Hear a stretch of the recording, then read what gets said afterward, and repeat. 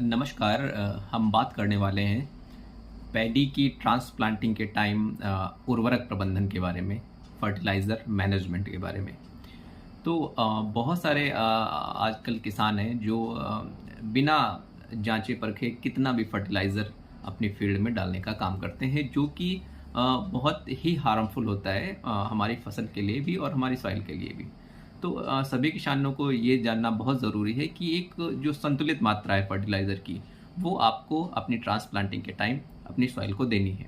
तो जो एक मात्रा होती है, मान लीजिए आपको 1 एकड़ में नाइट्रोजन, फास्फोरस और पोटेशियम देनी है।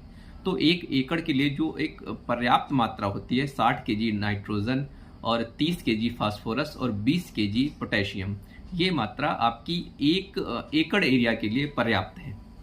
तो जो फास्फोरस और पोटेशियम की जो मात्रा होती है, वो आपको ड्यूरिंग ट्रांसप्लांटिंग, जब आप ट्रांसप्लांटिंग करने जा रहे हैं, तो वो पूरी की पूरी मात्रा फास्फोरस और पोटेशियम की आपको ट्रांसप्लांटिंग के टाइम आपको अपनी फील्ड में दे देनी होती है।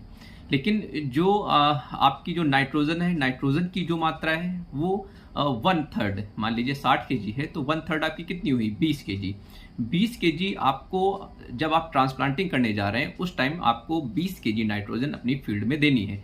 बाकी के जो 1/3 और 1/3 आपकी बची है उसको 2 बार में देनी है। तो 1/3 आपको जब आपका टिलरिंग स्टेज आती है, जब आपके टिलर्स निकलने का पीरियड होता है, उस टाइम आपको 1/3 नाइट्रोजन अपनी फील्ड में देनी चाहिए। उसके बाद जो आपकी 1/3 बचती है उसको आपको फ्लावरिंग से पहले देनी चाहिए, जिससे नाइट्रोजन एक टाइम पीरियड पे आपकी क्रॉप को मिलती रहे और उसकी जो ग्रोथ है और उसकी ग्रोथ और डेवलपमेंट अच्छे से होता रहे। ये किसान भाइयों को ध्यान देने की बहुत ही ज़रूरी बात है। धन्यवाद।